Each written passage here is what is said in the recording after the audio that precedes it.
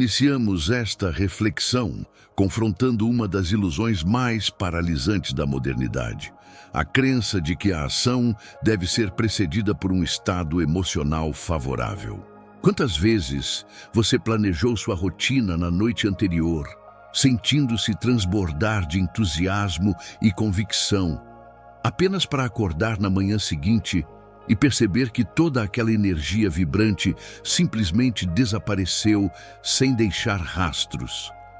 Esse fenômeno ocorre porque muitas pessoas caíram na armadilha de acreditar que o segredo do sucesso reside em manter-se motivado durante 24 horas por dia.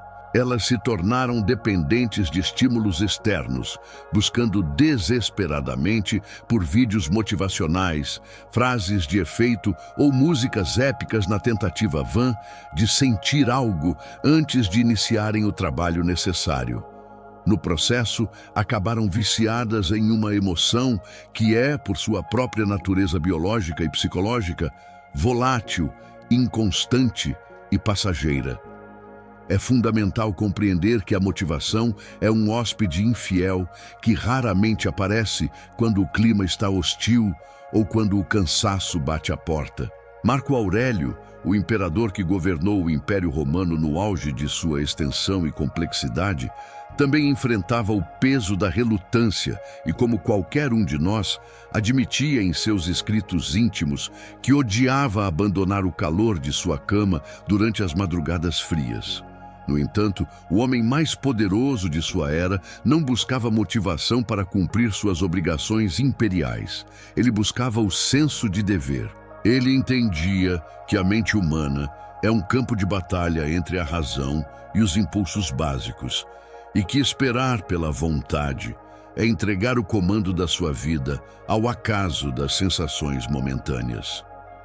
Vou te mostrar a regra de ouro do estoicismo para agir de forma consistente, independentemente de como você se sente ao despertar ou de quão desfavoráveis pareçam as circunstâncias ao seu redor. O objetivo deste conteúdo é ensinar você a transformar a sua disciplina em um motor automático de alta performance, um mecanismo que não depende de combustível emocional barato para funcionar. Ao longo deste roteiro, você descobrirá que a verdadeira liberdade não é fazer o que se tem vontade, mas ter a força de caráter para fazer exatamente o que precisa ser feito, mesmo quando cada fibra do seu corpo clama pelo repouso ou pela procrastinação.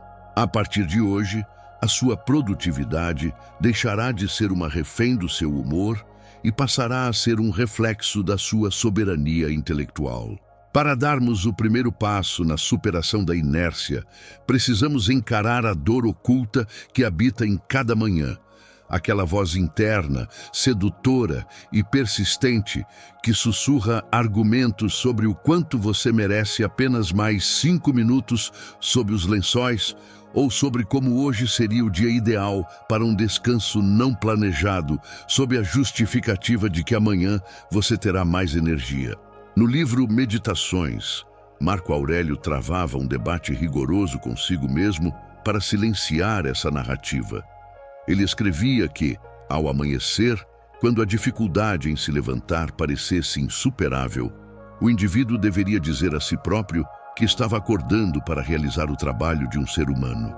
Ele confrontava o impulso animal de buscar o calor e o conforto com a realidade de que não fomos criados para permanecer estáticos, mas para agir em harmonia com a nossa natureza racional. A lógica estoica nos ensina a parar de perguntar ao corpo como ele se sente em relação às tarefas do dia, pois o corpo é, em última instância, um animal que prioriza instintivamente o menor esforço e a preservação cega de energia. Se você permite que o seu estado físico dite as suas ações, você está rebaixando a sua faculdade racional à condição de escrava dos seus apetites mais primitivos. O seu logos, a sua centelha de razão, é o que te diferencia e te torna verdadeiramente humano. E é ele que deve ditar o ritmo da jornada. A regra aqui é absoluta. O dever não é um sentimento flutuante que depende do clima ou da qualidade do seu sono. mas sim uma decisão consciente tomada pela sua parte mais elevada.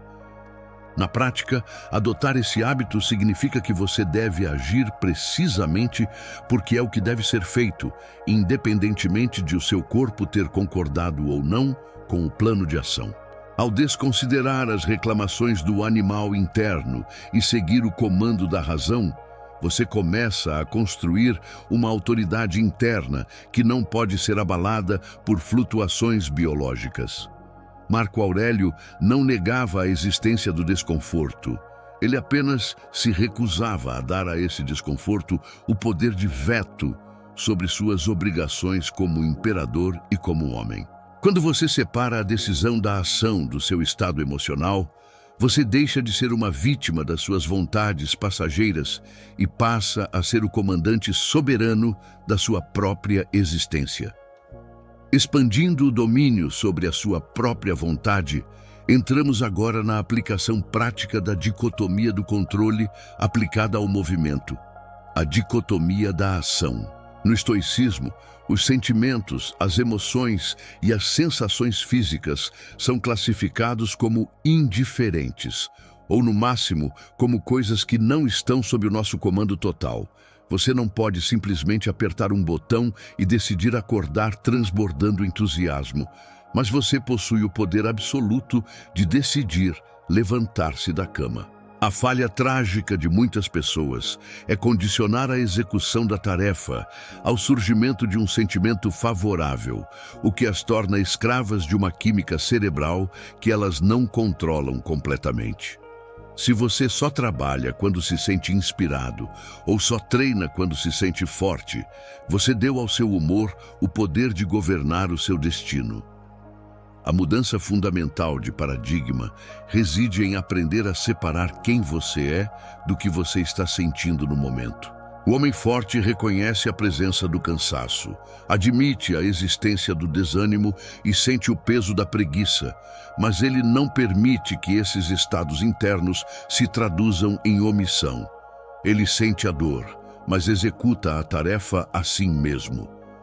Quando você age, apesar do sentimento negativo, você quebra o ciclo de dependência e demonstra para a sua própria consciência que as emoções são apenas passageiras, enquanto a sua vontade é soberana.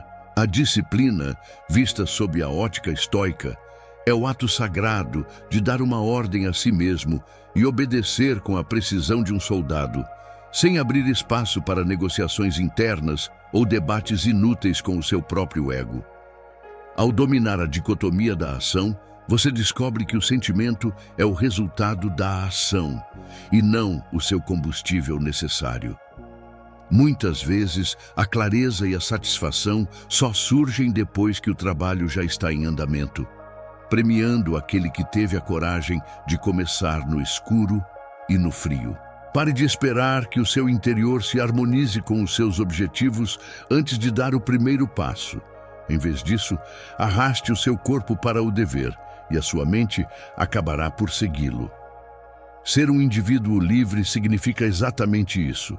Não ser compelido pelas paixões ou pelos humores, mantendo a integridade do seu propósito, mesmo quando a tempestade emocional sopra na direção oposta. Para prosseguirmos na construção da sua resiliência, precisamos compreender um dos segredos mais práticos da produtividade.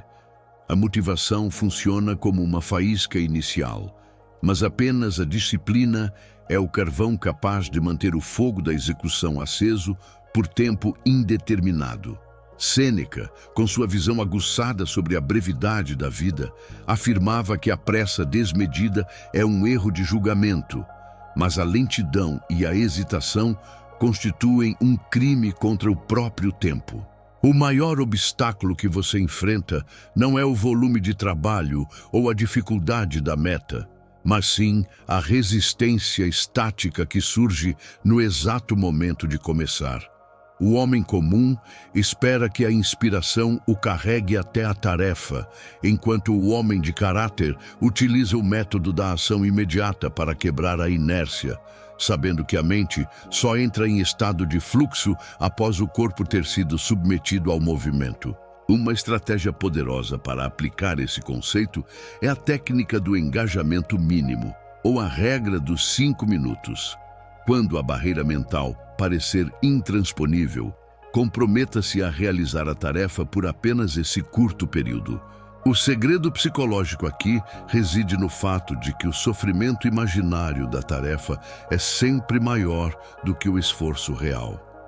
Uma vez que você inicia o processo, a fricção inicial diminui drasticamente e a motivação, aquela mesma que você tanto esperava antes de começar, costuma surgir organicamente como um subproduto do progresso. A ação gera ímpeto e o ímpeto, por sua vez, silencia a voz da procrastinação. No estoicismo, a virtude é uma prática de continuidade, onde cada pequena ação executada com retidão acumula uma força gravitacional que torna a próxima tarefa mais fácil de ser iniciada. Ao adotar este método, você deixa de ser um espectador passivo dos seus próprios humores e passa a ser o motor da sua realidade. Não permita que a grandeza dos seus objetivos o paralise.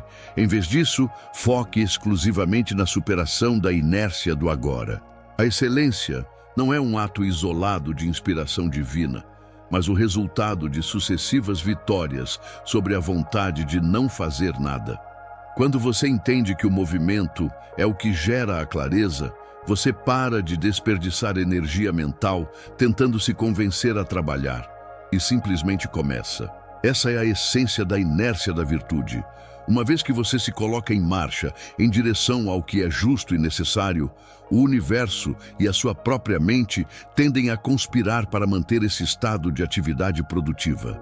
Para culminarmos no entendimento da força estoica, precisamos diferenciar o prazer momentâneo da satisfação duradoura, pois existe um tipo de contentamento profundo que apenas o indivíduo disciplinado tem o privilégio de conhecer: o prazer de ter vencido a si mesmo. No final de um dia exaustivo, o contraste entre as naturezas humanas torna-se evidente. Aquele que esperou a motivação chegar e, por não a encontrar, entregou-se à inércia, sente o peso sufocante da culpa, da fraqueza e da mediocridade, pois sabe que traiu o seu próprio potencial em troca de um descanso que não regenera, mas apenas entorpece.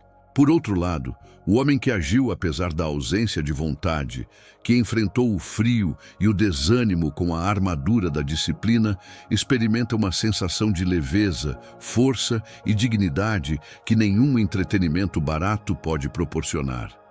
A regra de ouro que você deve gravar em sua mente é: nunca busque o prazer no início da tarefa, pois ali ele é apenas uma miragem chamada motivação. Em vez disso, busque o prazer no final dela, onde ele se manifesta como caráter forjado e integridade. Ser estoico é ter a sabedoria de trocar o prazer imediato da procrastinação pela glória duradoura do autodomínio. Quando você termina algo que foi difícil de começar, você não apenas concluiu uma meta, mas enviou uma mensagem poderosa ao seu subconsciente de que você é o senhor dos seus impulsos e não um escravo das suas sensações. Essa recompensa tardia é o que constrói a autoestima real, que não depende de elogios externos, mas do reconhecimento silencioso de que você foi fiel ao seu dever, mesmo quando ninguém estava olhando e quando o seu corpo implorava por covardia. Portanto, aprenda a saborear o cansaço que vem do esforço honesto e a desprezar o conforto que nasce da fuga. A verdadeira felicidade, para os antigos mestres, residia na eudaimonia, que é a florescência da alma, através da virtude em ação. Ao escolher o caminho do dever cumprido, você está investindo em uma fonte de satisfação que não se apaga com a próxima flutuação de humor. A cada vez que você completa o que se propôs a fazer sem o auxílio da motivação, você solidifica a sua cidadela interior e torna-se um homem mais difícil de ser derrotado pelas circunstâncias da vida. O prazer do autodomínio é a única alegria que cresce com o tempo, transformando o sacrifício em um monumento à sua liberdade. Chegamos ao fim desta reflexão com uma certeza absoluta. A vida não irá esperar que você esteja pronto. As grandes oportunidades não aguardarão o dia em que você acordar animado. E o sucesso não se curva perante aqueles que dependem de sentimentos para agir. A disciplina é a única linha divisória que separa o mestre de sua própria existência do escravo das circunstâncias. Como Epicteto nos lembrava, não adianta apenas explicar a sua filosofia ou citar os mestres estoicos. É preciso encarnar esses princípios na crueza da realidade cotidiana. Se você afirma que deseja mudar de vida e alcançar a grandeza, deve provar essa intenção no exato momento em que o seu corpo pedir para parar e a sua mente sugerir a desistência. A partir deste momento, a sua relação com a motivação deve mudar permanentemente. Não a veja mais como uma necessidade, mas como um bônus ocasional. O seu verdadeiro motor deve ser o compromisso inegociável com o seu propósito. Qual é a tarefa que você está empurrando com a barriga há dias, semanas ou meses apenas porque não está com vontade de realizá-la? Vá lá e resolva-a agora mesmo, sem dar espaço para pensamentos, sem abrir sessões de negociação com o seu ego e sem buscar desculpas. Comente abaixo ação sobre emoção para demonstrar ao mundo e principalmente a si mesmo que o comando da sua alma foi retomado. Deixe o seu like se este conteúdo foi o choque de realidade que você precisava e inscreva-se para continuar refinando a sua mente de ferro contra as ilusões da fraqueza.